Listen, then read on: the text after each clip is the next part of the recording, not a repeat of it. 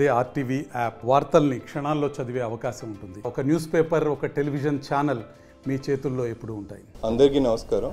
ఈరోజు నెల్లూరు నగరపాలక సంస్థ కమిషనర్గా బాధ్యతలు స్వీకరించడం జరిగింది.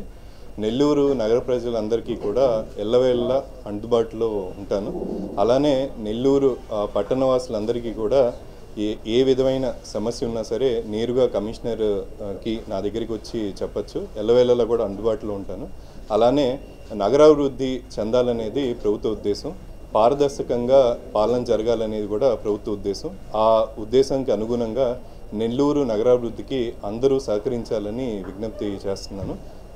మన నెల్లూరు పట్టణ ప్రజలందరికీ కూడా మెరుగైన సౌకర్యాలు కల్పించడానికి సిబ్బంది అందరితో కూడా కలిసి మంచి పనితీరు కనబరిచి నెల్లూరు నగరవాసులందరికీ కూడా మంచి జీవన ప్రమాణాలు నెలకొనేలాగా చూస్తానని చెప్తున్నాను. Thank you.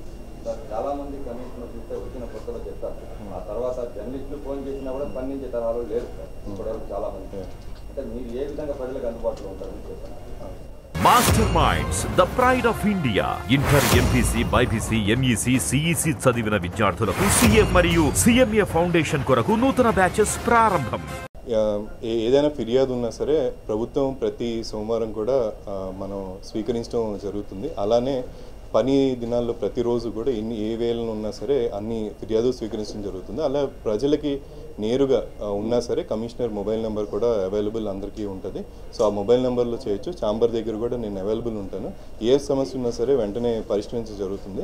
అలానే ప్రజలతో పాటు ఎవరైతే నగరాభివృద్ధికి తోడ్పడతారో అవి ఎవరైనా బిల్డర్స్ కానీ ఎవరున్నా సరే అందరికీ కావాల్సిన పర్మిషన్స్ కానీ బిల్డర్స్ కానీ ఎవరున్నా సరే అందరికీ కావాల్సిన పర్మిషన్స్ కానీ త్వరితగతిన వచ్చేలాగా చేయాలనేది ప్రభుత్వం ఉద్దేశం. నగరాభివృద్ధి చెందాలి అనేది అందరి ప్రభుత్వ దృఢ నిశ్చయంతో ఉన్నారు. సో ఆ విధంగా పనిచేస్తామని చెప్తున్నారు. మనకి ఎవరైనా పట్టణంలో ఉండేవాళ్ళు ఎవరైనా సరే మంచినీటికి కానీ మంచి రోడ్లు ఉండడానికి కానీ ఏవైతే మున్సిపాలిటీ నుంచి సేవలు అందుతాయో ఏదైనా సర్టిఫికేట్స్ గురించి కానీ అలానే పర్మిషన్స్ గురించి కానీ కొన్ని గ్యాప్స్ ఎక్కడైతే ఉన్నాయో ఐడెంటిఫై చేసుకొని ఇంకా ఇంప్రూవ్ చేసి మెరుగైన సదుపాయాలు కల్పించేలాగా చేస్తాం. మౌలిక వసతుల మీద ఎక్కువ ఫోకస్ ఉంది. శానిటేషన్ మీద కూడా ఇంప్రూవ్ చేయాల్సిన అవసరం ఇది ఉంటుంది. ఖచ్చితంగా శానిటేషన్ రోజువారీ శానిటేషన్ కూడా ఎవ్రీడే మార్నింగ్ కూడా ఇన్స్పెక్ట్ చేయడం జరుగుతుంది. అలానే మంచి శానిటేషన్ వ్యవస్థ ఉండేలాగా పనితీరు కూడా మెరుగుపడేలాగా చూస్తాం.